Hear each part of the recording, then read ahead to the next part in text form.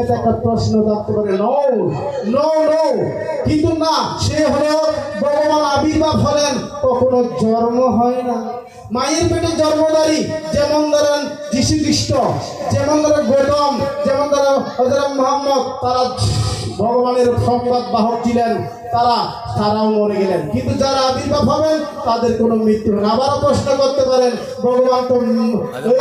ভেদ খেয়ে মৃত্যু বলে, না না না, ভগবানকে এখানে চলে যেতে হবে, সে চিৎময় দেহ, তার ভগবানের কথা চিৎময়, ভগবানের বাক্য চিৎময়, ভগবানের দর্শন চিৎময়, ভগবানের সব কিছু কার্যকলাপ চিৎময়, কিন্তু আমাদের কথা আমরা যতই কথা বলি না কেন মনে থাকে না, কিন্তু ভগবানের কতবার জন্ম হলো, কতবার কোটি কোটি জন্ম হলো, ভগবান মনে রাখেন। আমরা এক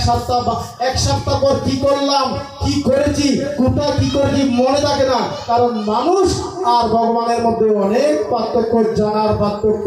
তাই সেজন্য তো বিশ্ব 100 ধর্মের কথা বলতে পারতেন,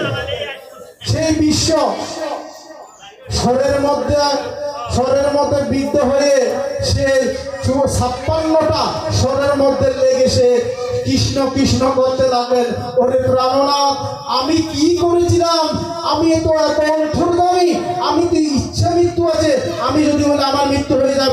যাবে, আমি যদি বলে এক্ষুনি মৃত্যু হয়ে যাবে, আমার ইচ্ছা মৃত্যু ঘর ছিল, আমি